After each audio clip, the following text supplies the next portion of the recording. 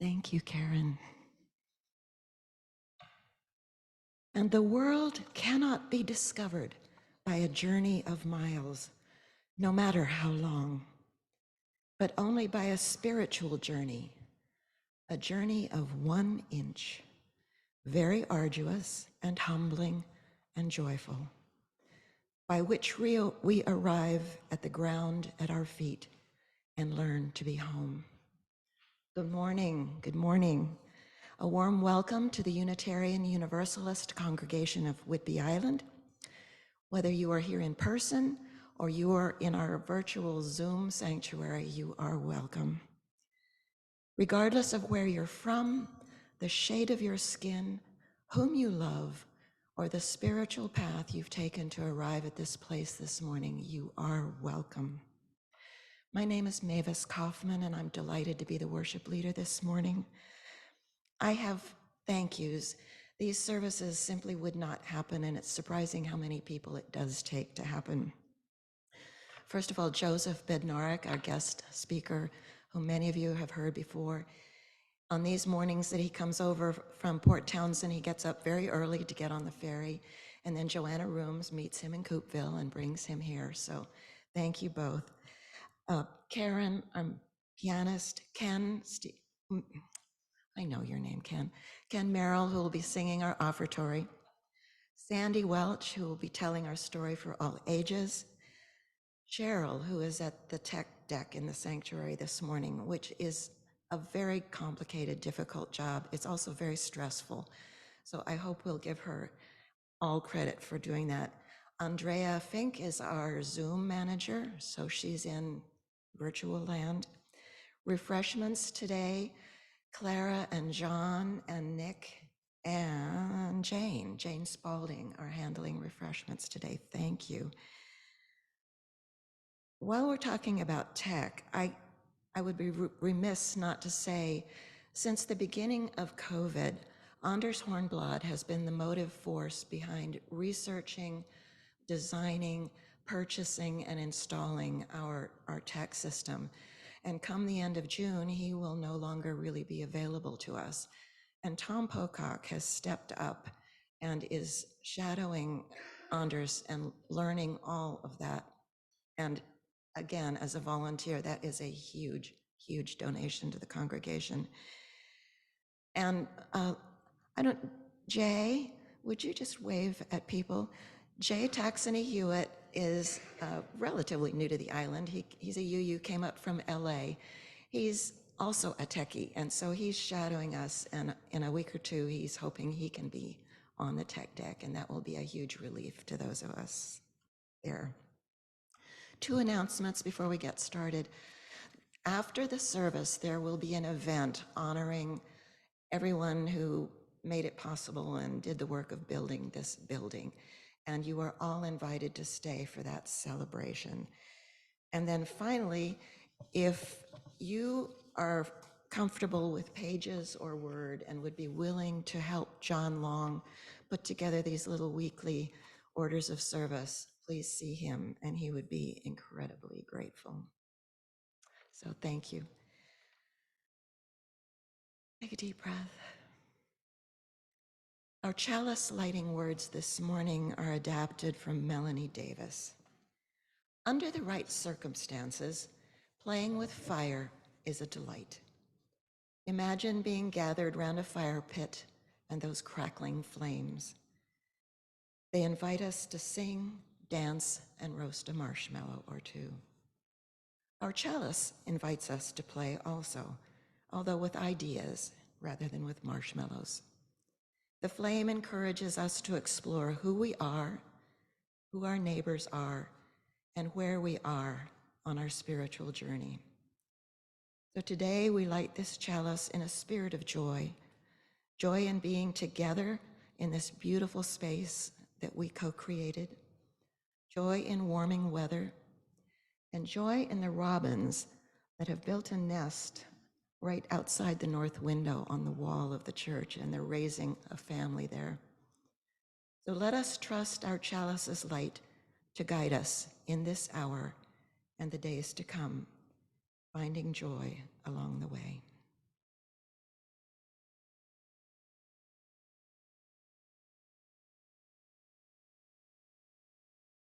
Thank you, Joseph.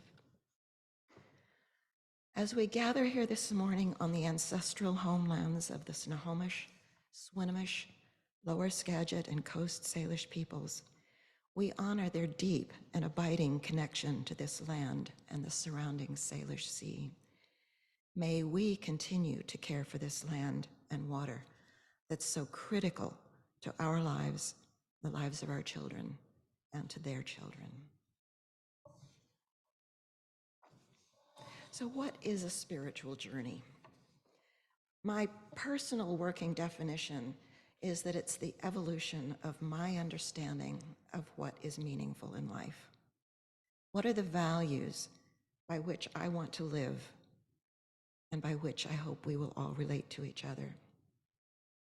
Our denomination encourages each of us to engage in a free and responsible search for that meaning. That's our fourth principle that Joseph addressed when he was here last month. Our third principle asks us to encourage each other in our spiritual growth. Our denomination does not tell us what to believe, but it does ask us to engage in a continuous search for and reevaluation of what is meaningful. There's an adult program in the UUA, that's alphabet soup for Unitarian Universalist Association, our parent organization, called Build Your Own Theology, which our congregation has facilitated a couple of times that I know of in the last 20 years or so, not recently, and hopefully maybe we can do that again soon. But I know that gathered here this morning in the sanctuary are congregants who grew up in many different faith traditions: Jewish, Catholic, Lutheran, Christian Science, Church of the New Jerusalem, and more. We count among our members humanists, agnostics, atheists, Christians, Buddhists, earth-centered believers, and more. My personal understanding of Unitarian Universalism is that we don't need to agree on everything and such matters as what happens after death, but we do agree on how we should treat each other here on earth. We base our community on covenant and principles rather than on a fear of eternal damnation. Those principles are printed on the back of this little thing here. We prefer to work for heaven here on earth, our definition of heaven looking something like peace and justice for all. Now, there's a book you may have seen called All I Really Need to Know I Learned in Kindergarten. It was published in 1989 and became a New York Times #1 bestseller. The author, Robert Fulghum, is a UU minister who has served the Bellingham and Edmonds congregations. His thesis was that the rules we all learned in kindergarten are universal. Share, play fair, don't hit people, clean up after yourself, wash your hands, and so on. Now, these may sound simplistic, but extrapolated to the adult world, they are basically the golden rule, a maxim that appears in different guises in so many religions around the world. I do hope kindness is an integral part of our commitment to each other. After all, even the Dalai Lama said, "My religion is simple. My religion is kindness." And this segues to our covenant. We're all familiar with our affirmation, which is a shorthand covenant, which we speak together every Sunday, and we will do so again in a few seconds. We also have a congregational covenant of right relations. It's printed on a poster in the foyer on the door just to the left of the door into the kitchen, and I encourage you to read it regularly. In it, we make these profound promises. We warmly welcome all. We speak with honesty, respect, and kindness. We listen compassionately. We express gratitude for the service of others. We honor and support one another in our life's journeys, in times of joy, need, and struggle. We embrace our diversity and the opportunity to share our different perspectives. We address our disagreements directly and openly and see conflict to an authentic resolution. We serve our spiritual community with generosity and joy, honoring our commitments. We strive to keep these promises, but when we fall short, we forgive ourselves and others and begin again in love. Thank you for being here. Thank you for being part of this community. Thank you for caring, and I'm so happy you're here this morning.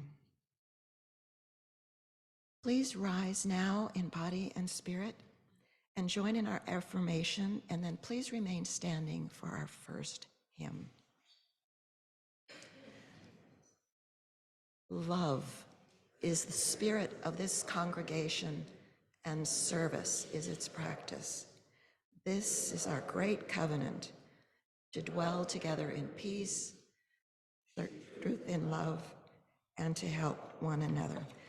Now, our first hymn is number 348, called Guide My Feet. How many of you know this? Not a lot of hands. So Karen will play this through once. It's basically a zipper song. And if you're not familiar with that term, it means most of the words are the same, and you just plug a different word in. And this one starts out, guide my feet, and then there's a bunch of stuff. The second verse is hold my hand, and then the same, stand by me, and finally search my heart.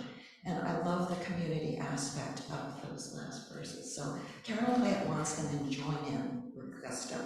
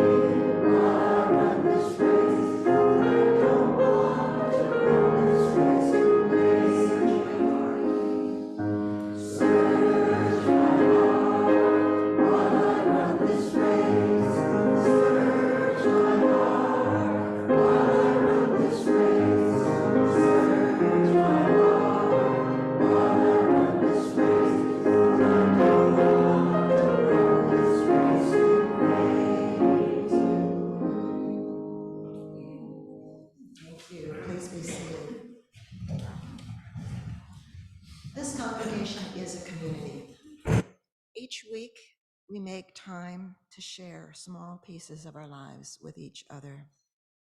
We each carry burdens, either visible or invisible, large or small, physical, psychological, financial, or whatever.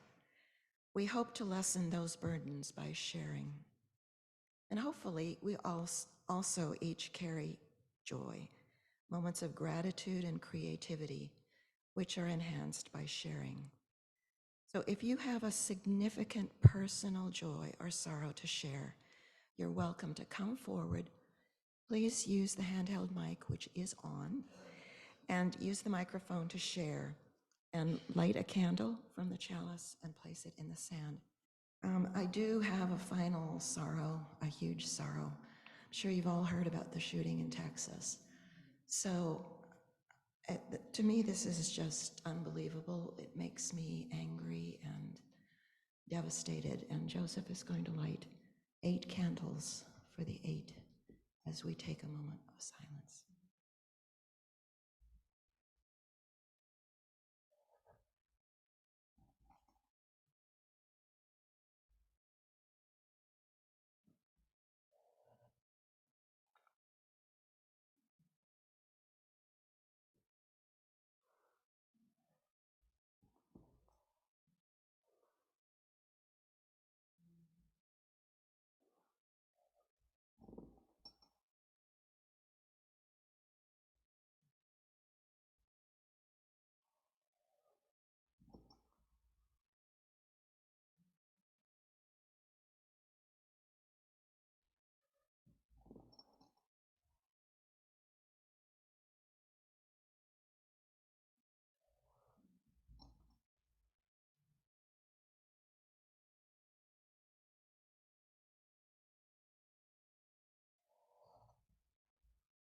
Thank you.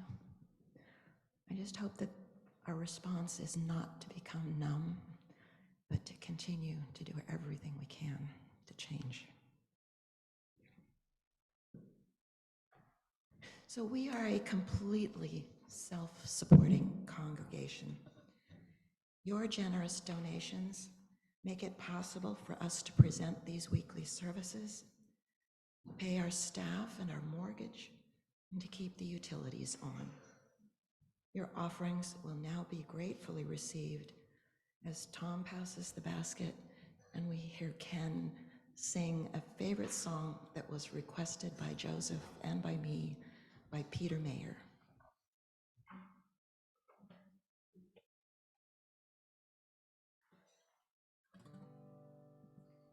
Check 1, 2.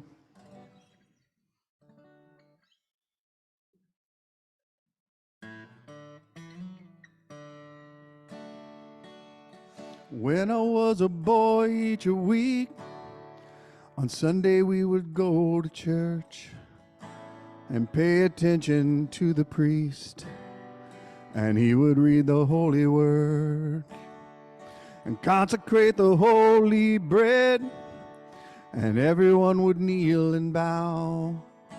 Today the only difference is everything is holy now. Everything is holy now. And when I went to Sunday school, we would learn about the time Moses split the sea in two, and Jesus made the water wine. And I remember feeling sad that miracles don't happen still, but now I just can't keep track, 'cause everything's a miracle. Everything's a miracle.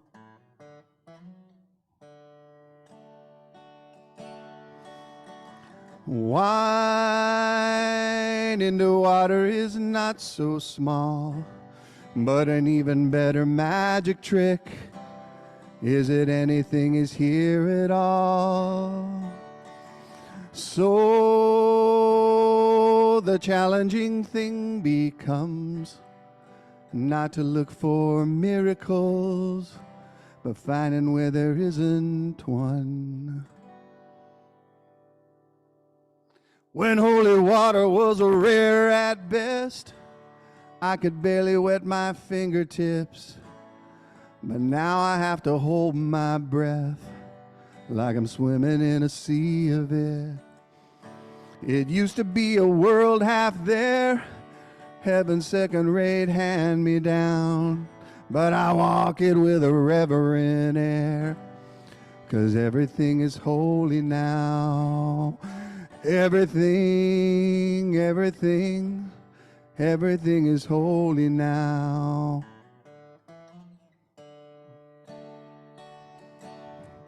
See an innocent child's face and say it's not a testament, that would be very hard to say. See another new morning come and say it's not a sacrament, I tell you that it can't be done. This morning outside I stood and I saw a little red-winged bird shining like a burning bush and singing like a scripture verse. It made me want to bow my head. I remember when church let out, how everything had changed since then, 'cause everything is holy now. It used to be a world half there, heaven's second-rate hand-me-down, but I walk it with a reverent air, 'cause everything is holy now. Everything is holy now. Everything is holy now. Everything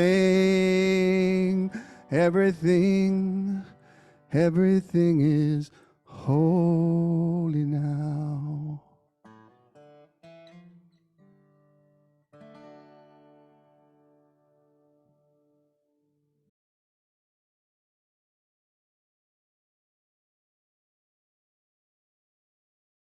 Thank you, Ken, and thank you for your donations. I'm very, very, very grateful.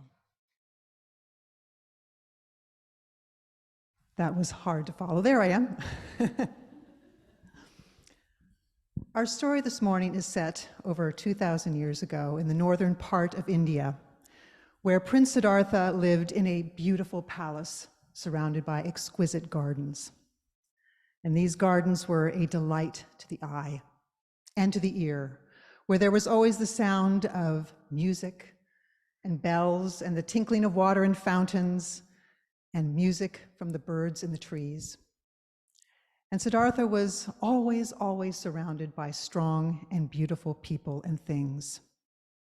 And this was by design because his father, the king, it was his desire that Siddhartha should raise to the throne having never experienced any suffering or sadness or fear. He wanted Siddhartha to have a perfect existence.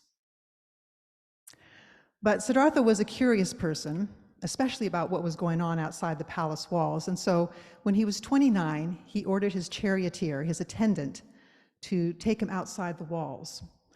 And once they passed through the gates, they entered a large crowd of people. And something caught his attention at the edge of the crowd, and so he made his way there, and he found two figures unlike anything he had ever seen before.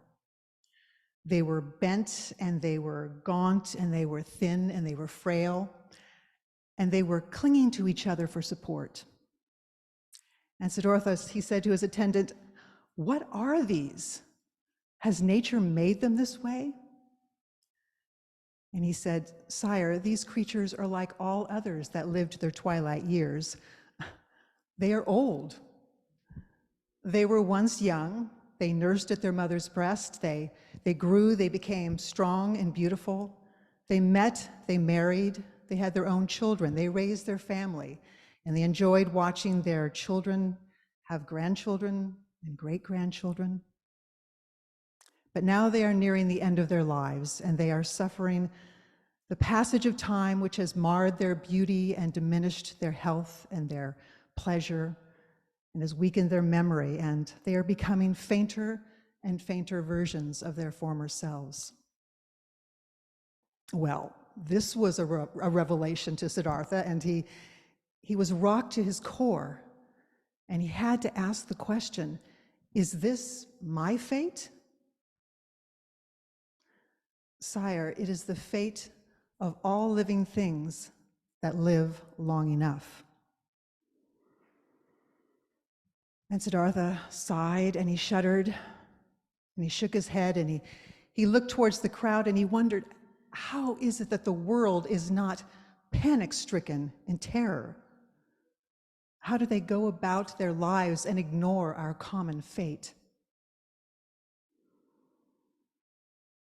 And Siddhartha began to see through the surface of his perfect existence, as though looking through a painted screen. And he caught his first glimpse at truth. Truth. And so began Siddhartha's spiritual journey towards becoming the Buddha.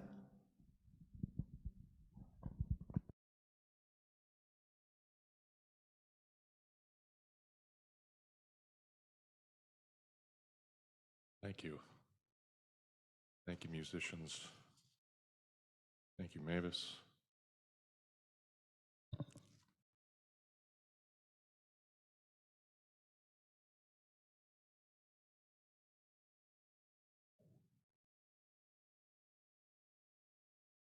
I'm just profoundly moved to be here in this space this morning.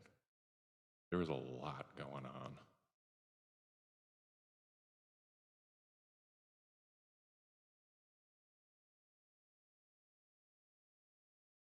A few weeks ago, I shared a conversation with an elderly gentleman who's preparing to celebrate his 90th birthday.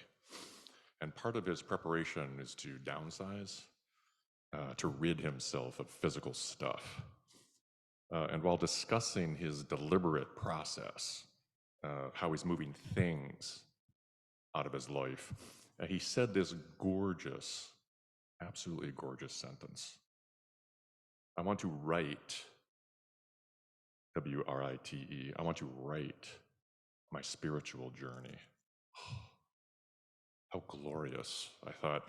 And I wondered whether the release of physical objects in his life provided the necessary mental and emotional and creative space and drive for him to contemplate and consider spiritual matters.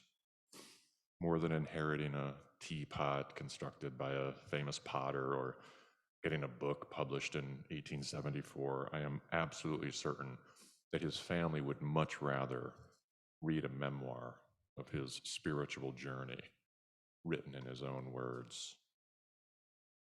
And in reflecting on that ambitious statement, I want to write my spiritual journey, I came to realize that our individual, our specific, and our idiosyncratic spiritual journeys may be the deepest realm of our autobiography, of our lived experience on this planet where everything is holy now. What's one of your stories? I asked. Imagine writing me a postcard from along the way. Well, he said.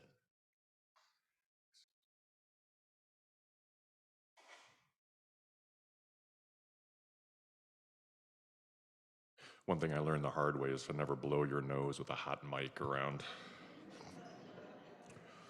So as we begin this morning with a sermon entitled Postcards from Your Spiritual Journey, I'd like to share a verbal postcard that will help frame our time together this morning. I recently presented a sermon at another Unitarian Universalist congregation wherein a few foundational concepts of math, classical mathematics, were used to help illustrate some broader points about religion. The concepts mentioned were, one, the simple fact that parallel lines never meet, and two, the transitive property of equality, which means if A equals B and B equals C, then A is going to equal C. These are bedrock math, provided the foundation for a really fun sermon. We played with the ideas of metaphorical equal signs, and we compared the wisdom statements of Lao Tzu and Jesus and the Buddha. For example, here are two golden rule statements from two different religious traditions. Here's Jesus, do unto others as you would have them do unto you. And the Buddha, consider others as yourself. Now, does that not sound like a dreamy Sunday, doing that? But remember, the story is set in a Unitarian Universalist congregation. We just spent 20 minutes interweaving bedrock math and religious wisdom statements. And immediately after the sermon, retired doctor all but sprinted to the pulpit and said, "You know, you're not quite right about that equal sign," he said. Now, he was heartened that he softened the message by saying I was not quite right rather than saying I was absolutely wrong. At UU congregations, I'm very familiar with being wrong. And our good doctor continued. He goes, "You know, in quantum mathematics, A doesn't necessarily equal C." And his eyes were just sparkling as I welcomed the feedback and I said that I needed to brush up on my quantum mathematics. And then at coffee hour, same service, this retired professor of brain science came up to me. "You know, in Euclidean plane geometry, parallel lines never meet, but quantum mechanics suggests that parallel lines may meet." Her eyes were sparkling as I welcomed the feedback and said that I needed to brush up on my quantum mathematics or mechanics.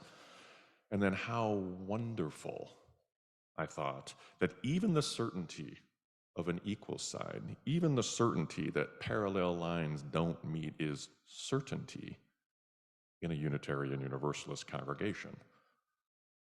And now what the sparkling eyes of the doctor and the sparkling eyes of the professor betrayed was a delight in broadening the context and reminding us that what we see with our own eyes, what we think with our own mind, may not necessarily reflect ultimate reality.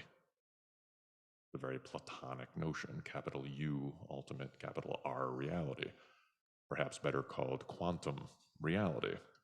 There are vast experiences, vast multiple universes, thought, experience, imagination that your brain, that your heart, that your soul has yet to visit or register or perceive or comprehend.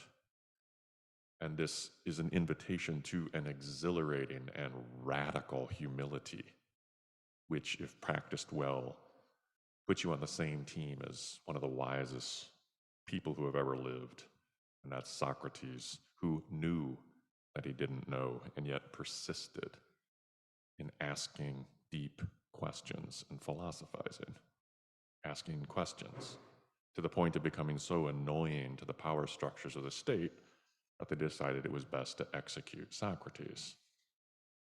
So there you go.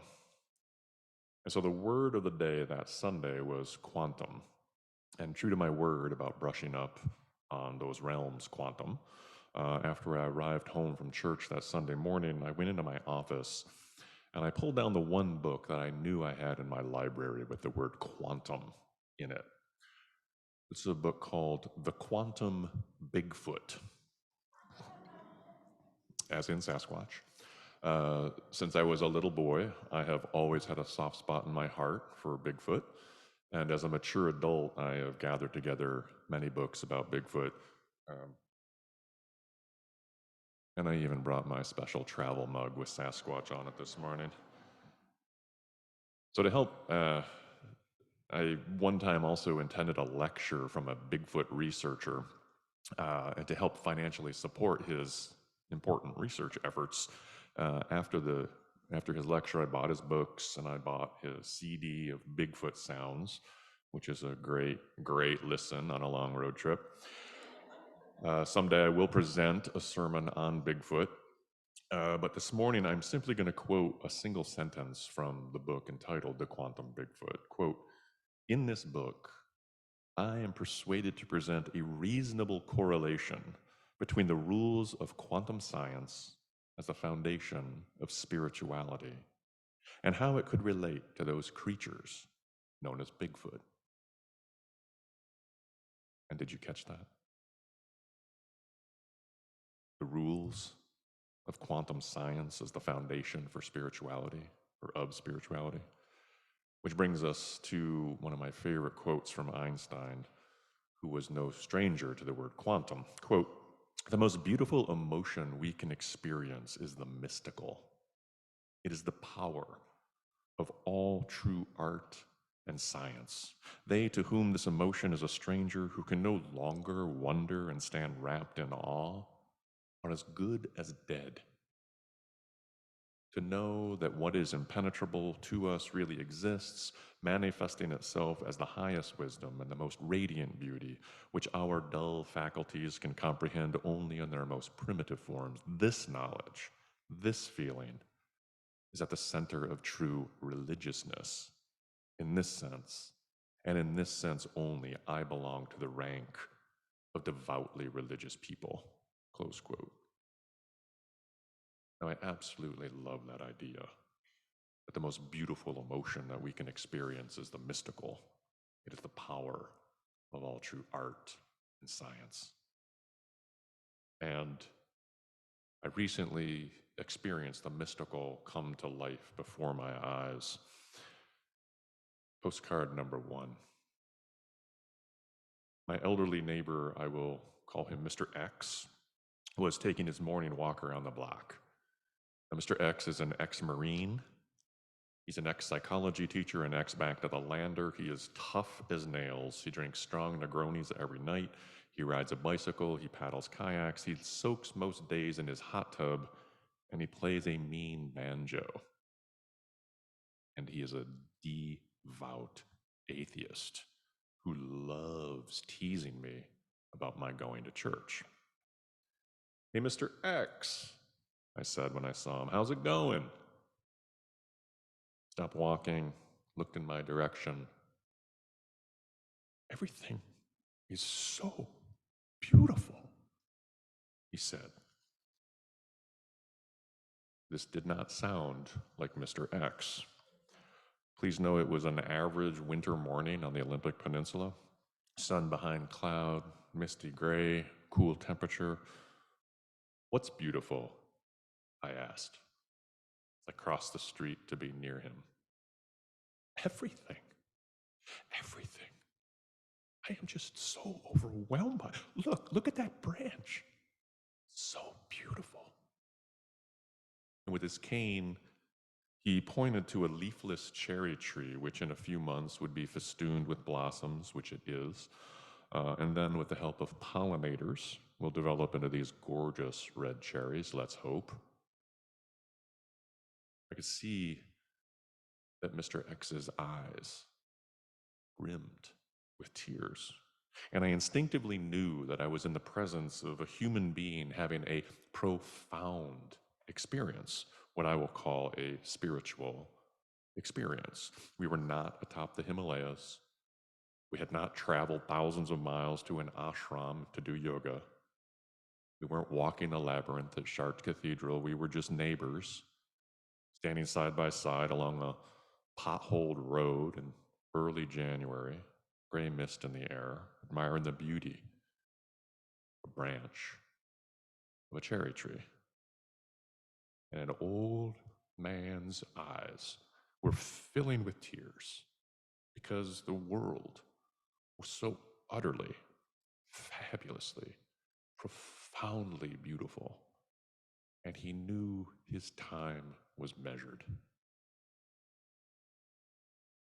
I chose to be silent, to not respond with words, to simply be with my neighbor, to bear witness to what was happening, and to nod at the words that he was inspired to share. "Just look at that branch." Now, I could have been in the presence of William Blake, Swedenborg, St. Teresa, Rumi. The branch was beautiful. Though truth be told, I was looking with my eyes, while Mr. X was seeing the branch with his whole being, seeing the branch with eyes rimmed with tears. The most beautiful emotion that we can experience is the mystical. It is the power of all true art and science. Postcard number 2.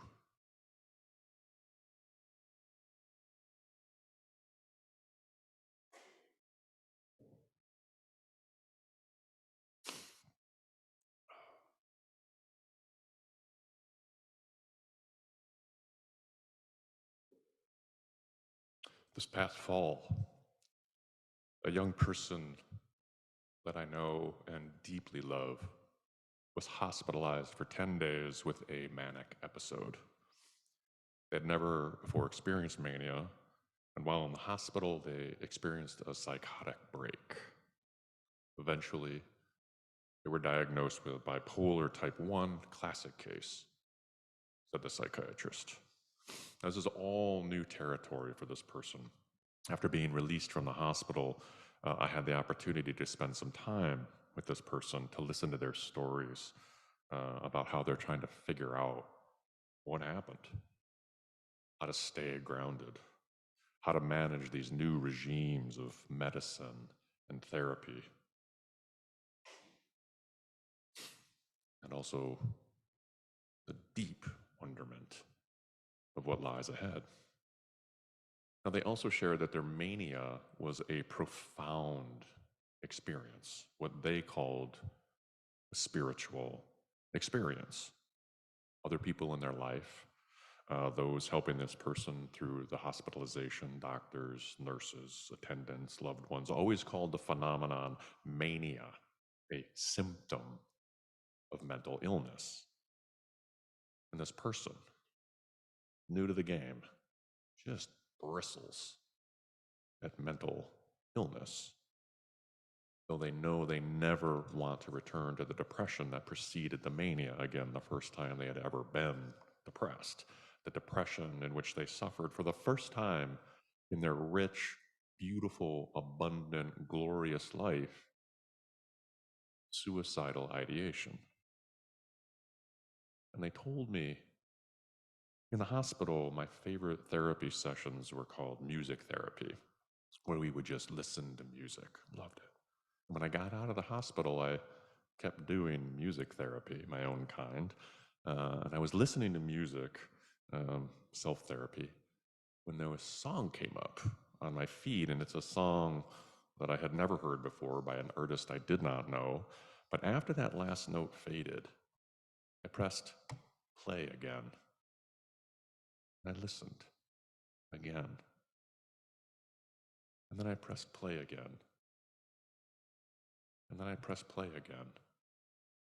And then I pressed play again. And I pressed play again. And then I pressed play again. I just love that song. You want to hear it? Definitely. Definitely want to hear that song. And so they called the song down from the internet gods, sent it through their phone, pressed play, best button in the world, play button. I finally figured out on the ferry this morning, preparing for today, that if and when I ever get a tattoo, it's going to be a play button. Because I just can't figure out what I want to get tattooed on my body, you know? Had I been 18, it would have been Gumby, you know? So this strangely familiar guitar starts, and then the lyrics started, and I instantly recognized the words. This is a very deep cut from an independent folk singer, and the opening lyrics go like this. Inside the tunnels, the stone tunnels, are the trains. And inside the trains, the steel trains, are the bags of skin. And inside the thin skin are the blood and the bones. And inside the blood and the bones are the dreams. It really is that simple. It really is that fragile. I am one such dream inside the blood and the bones and the bags and the trains and the tunnels. And there's a dream sitting next to me, and there's a dream across from me. Fragile. I love that song, I said. I saw that folk singer at a small gig in Port Townsend years ago. And after the show, I bought a stack of his CDs because he's an independent musician and needs to make a living and buy a tank of gas. And on a recent trip of my own, I just grabbed some CDs. One of them was his, threw it in my CD player on the car. And I'm driving down 101. And after I heard that song that you just played on my CD player, I pressed play again. And after the song was finished, I pressed play again. I pressed play again. I press play again. I press play again. I press play again. Given the timing, we might have been pressing that play button at the very same moment. Now, how weird, how coincidental, how quantum is that? The song is called The Dreams by Peter Mulvey and ends with these lyrics. We all know that one day the tunnels will crumble and the trains will stop and the blood and the bags and the bones will be gone. And in between now and then, something will happen to all the dreams. I don't know what will happen to the other dreams, but I know what will happen to me. Sure as rain, I know, sure as winter. I'll breathe and I'll grieve and struggle and strive and love, love, love. And if I'm lucky, once, just once, the dream will drop to the floor like a vase and shatter in shards of silence, where I will see in the patterns of the pieces, I will see something. This will happen, but now the train with all its fragile cargo rolls on. Now, one aspect of what my friend loved about this song was the line where I will see in the pattern of the pieces, I will see something. Because in their mania, they saw patterns everywhere. They were able to make connections where there were formerly no discernible connections to make. This is a classic symptom of mania, this superhuman ability to make connections. And perhaps it's in a manic state when the seventh principle of Unitarian Universalism reveals itself most vividly: respect for the interdependent web of all existence, of which we are a part. And I love to point out that that word is interdependent, not interconnected. There for a reason. Again, Einstein. The most beautiful emotion we can experience is the mystical. It is the power of all true art and science. And postcard number 3, your postcard. A story or stories from your spiritual journey. Perhaps you were like the millions and millions of people with addictions to drugs or alcohol who entered treatment and began working the 12 steps. If you are sober, if you are clean, you can likely tell us a very vivid story of a spiritual experience along your journey toward sobriety. A spiritual journey, if ever there was one. Perhaps you dropped acid at a Grateful Dead show and you danced like a whirling dervish and became the heartbeat of the universe. Perhaps you sat in Zen meditation and experienced that initial awakening called Kensho.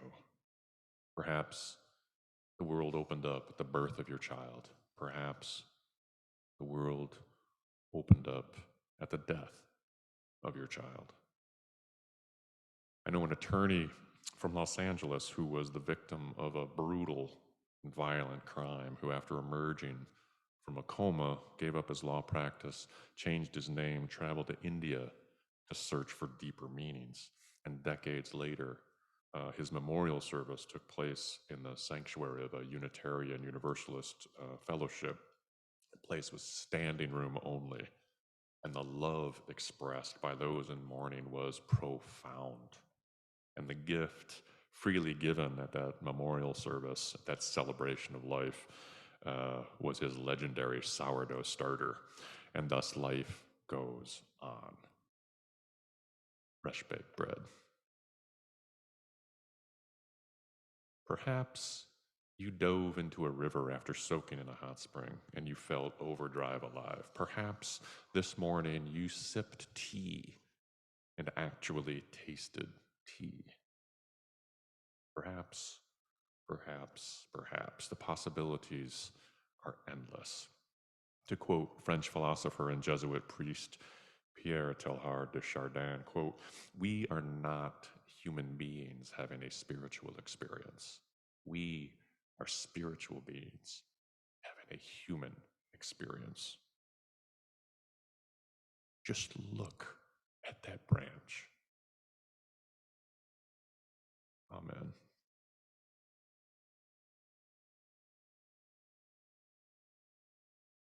Our closing hymn this morning is number 108, My Life Flows On. The third verse was written by Doris Plen during the McCarthy era, when those who refused to sign loyalty oaths often lost their jobs or worse. And Pete Seeger is the person who popularized this song. My Life Flows On, 108. You're welcome to stand as you're willing and able.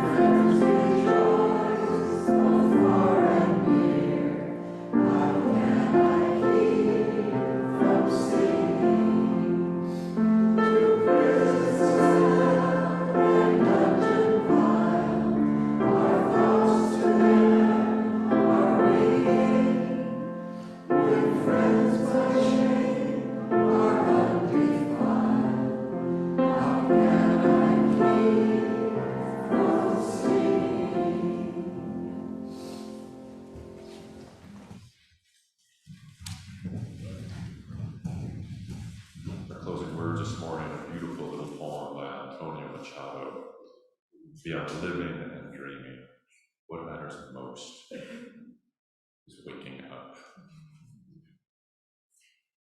And we extinguish this flame, but not the light of truth, the warmth of community, the fire of commitment, or the power of transformation. These let us carry along our spiritual journey until we're together again.